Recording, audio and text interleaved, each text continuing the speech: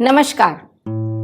समय का सदुपयोग कर अपने लक्ष्य को हासिल करने वाले लोगों के उदाहरण न केवल भारत में बल्कि विश्व के अनेक देशों में देखे जा सकते हैं, जैसे Tim Cook, Jeff Bezos, Bill Gates आदि।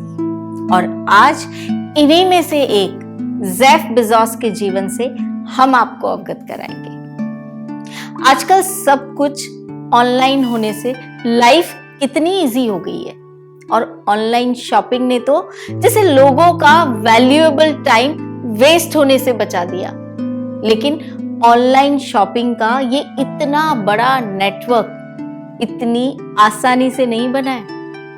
कई मास्टरमाइंड लोगों ने दिन रात मेंटल हार्डवर्क कर सक्सेस की आइडियल डेफिनेशन को ही बदल दिया। इन लोगों ने ये प्रूव करके दिखा दिया है कि सही समय पर फ्यूचर की डिमांड को समझना और सही समय पर सही रिस्क लेना सक्सेस और टाइम की वैल्यू को बढ़ाने का मॉडर्न और एडवांस फॉर्मूला है। लेकिन इसके लिए थ्रेट्स और अपॉर्चुनिटी का सही एनालिसिस करना आना चाहिए। टाइम के इस वैल्यूएशन को कंप्यूटर और इंटरनेट के कैलकुलेशन के साथ बैठाकर कुछ लोगों ने दुनिया को देखने का नजरिया ही बदल दिया। आज जो कहानी आप सुनने वाले हैं उसकी शुरुआत होती है मैक्सिको से, जब 16 साल के एक टीनेजर लड़के जेफ को स्ट्राइकिंग आइडिया आता है और वो अपने स्टेप फादर मिगेल बेजोस के घर के पीछे बने गैरेज में 10 दिन का किड्स समर कैंप ऑर्गेनाइज करता है। जेफ इस कैंप से $600 अर्न करके अपनी पहली बिजनेसमैन स्किल को प्रूव करता है। जेफ के बायोलॉजिकल फादर एक इररिस्पॉन्सिबल आदमी थे, इसीलिए जेफ 12 साल पहले अपनी मां के साथ इस घर में आया था। मिगेल बेजोस ने 12 साल पहले जेफ की मां से शादी करने के बाद उसे अपने बेटे की तरह अपनाया था और अपना नाम दिया था जेफ बेजोस। और जब जेफ ये सब समझने लगा तभी उसने डिसाइड कर लिया था कि वो हमेशा अपने स्टेप फादर का नाम ही अपने नाम के आगे लगाएगा। मिगेल बेजोस भी जेफ को हमेशा सपोर्ट करते थे। उम्र बढ़ने के साथ जेफ का इंटरेस्ट कंप्यूटर साइंस में बढ़ रहा था, इसीलिए उसने कंप्यूटर साइंस में अपना ग्रेजुएशन कंप्लीट किया। ग्रेजुएशन कंप्लीट करने के बाद जेफ को इंटेल और बेल लैब्स जैसी कंपनियों से भी जॉब ऑफर आए, लेकिन जेफ ने इन बड़ी कंपनियों को मना करके एक स्टार्टअप को ज्वाइन कर लिया और इसके बाद वो बैंकर ट्रस्ट में आ गए और यहाँ लंबे समय तक उन्होंने काम किया। जेफ लगभग 30 साल की उम्र के थे और अच्छी सैलरी भी पा रहे थे। तभी एक दिन ऐसे ही इंटरनेट सर्फिंग करते हुए उन्होंने एक स्टैटिस्टिक्स पढ़ा, जिसके अकॉर्डिंग इंटरनेट का यूज करने वाले यूजर्स लगभग 2300% एनुअल रेट से बढ़ रहे हैं। जेफ यहां बैठे बैठे सोच रहे थे कि अगर इससे रिलेवेंट कोई बिजनेस शुरू किया जाए तो फ्यूचर में वो बिजनेस बेनिफिट दे सकता है। जेफ ने दिन रात मेहनत करके अपने कुछ साथियों के साथ मिलकर एक ऐसा सॉफ्टवेयर बनाना स्टार्ट किया जिससे किताबों को इंटरनेट के थ्रू ऑर्डर किया जा सकता हो। हालांकि जेफ किताबों के बिजनेस के बारे में ज्यादा नहीं जानते थे, लेकिन उन्हें इतना पता था कि वो इंटरनेट के थ्रू किताबें बेचकर ट्रेडिशनल बुक के बिजनेस का नक्शा बदल सकते हैं। लेकिन ऑनलाइन मार्केटिंग एकदम नया आइडिया था और यह आइडिया कितना सक्सेसफुल होगा ये कोई नहीं कह सकता था।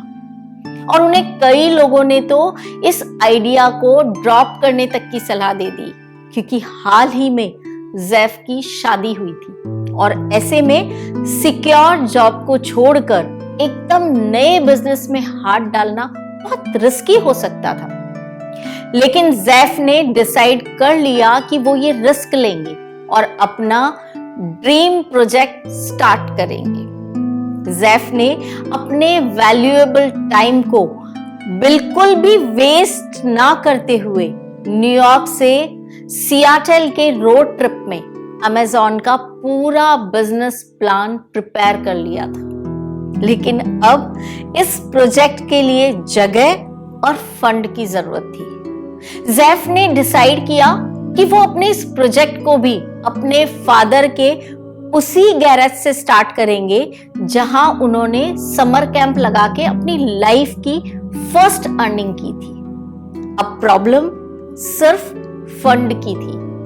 अपने बेटे के कॉन्फिडेंस को देखकर मिगेल बेजोस ने अपनी जिंदगी की लगभग पूरी कमाई $3 लाख जैफ को दे दी। जैफ ने अपने इस बिजनेस की शुरुआत पहले पुरानी किताबों से की थी और कई बार वो खुद पैकेजिंग और पार्सल डिलीवरी करते थे। धीरे धीरे अमेज़न का बिजनेस बढ़ने लगा और जल्दी ही पूरे अमेरिका और 40 से भी ज्यादा दूसरी कंट्रीज में इसकी शिपिंग होने लगी। जैफ की मेहनत से उनका बिजनेस जल्दी ही गैराज से एक 2 बेडरूम वाले घर में शिफ्ट हो गया था और इसके बाद अमेज़न का बिजनेस जेफ बेजोस की मेहनत और डेडिकेशन के कारण आगे आगे बढ़ता ही गया। और आज शायद ही ऐसा कोई इंसान बचा हो जो अमेज़न के नाम को नहीं जानता हो। बुक्स के बिजनेस के साथ ही जेफ बेजोस ने अमेज़न के बिजनेस को डाइवर्सिफाई कर दिया। ऐसा नहीं है कि जेफ को सक्सेस आसानी से मिलती गई। जेफ ने इस सक्सेस के लिए हर समय बहुत कड़ी मेहनत की और कई बार फेलियर को भी झेला। जेफ अपनी फेलियर को भी आसानी से एक्सेप्ट कर लेते थे क्योंकि उनका मानना है कि अगर आप फेल नहीं होते या कोई गलती नहीं कर रहे हैं, इसका मतलब आप कुछ इंपॉर्टेंट या बड़ा काम कर ही नहीं रहे हैं। बड़ा और इंपॉर्टेंट काम बिना मिस्टेक के हो ही नहीं सकता है। इसीलिए मिस्टेक से मत घबराओ, बस सही समय पर उसे सुधारने की कोशिश करो। लाइफ और बिजनेस दोनों में जेफ ने स्टार्टिंग हमेशा सही समय पर और सही एक्शन के साथ की। अमेज़न की स्टार्टिंग चाहे 4-5 लोगों से हुई हो, लेकिन आज लगभग 5 लाख से ज्यादा एम्प्लॉय अमेज़न से जुड़े हुए हैं और मार्केट पोजीशन के हिसाब से अमेज़न एप्पल के बाद दुनिया की दूसरी बड़ी कंपनी बनी। जेफ बेजोस की सक्सेस का क्रेडिट उनके हार्डवर्क के साथ उनके टाइम मैनेजमेंट को भी जाता है। जेफ आज भी टाइम को बहुत वैल्यूएबल मानते हैं। इतना सक्सेसफुल होने के बाद भी लेट नाइट पार्टी करने के बजाय जेफ रात को जल्दी सोना पसंद करते हैं ताकि इनसफिशिएंट नींद के कारण उनका अगला दिन डिस्टर्ब ना हो, वो सही डिसीजन ले सके और पूरे दिन एनर्जी बनी रहे।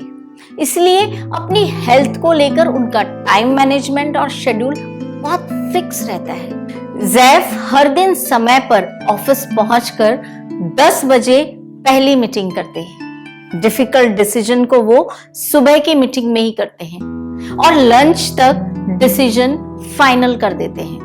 और यदि लंच तक डिसीजन नहीं ले पाते हैं तो इस मीटिंग को अगले दिन सुबह 10 बजे के लिए रीशेड्यूल कर देते हैं। लंच के बाद दूसरे जरूरी काम करते हैं और शाम 5 बजे के बाद कोई भी बड़ा काम नहीं करते हैं। जेफ ने अपने इसी डेडिकेशन, हार्डवर्क और सही टाइम मैनेजमेंट से एक छोटी सी कंपनी को ऑनलाइन शॉपिंग की सबसे बड़ी कंपनी में ट्रांसफॉर्म कर दिया। दुनिया के रिचेस्ट लोगों में से एक अमेज़न के फाउंडर जेफ बेजोस का जीवन हमें बताता है कि जीवन में कुछ भी इम्पॉसिबल नहीं है।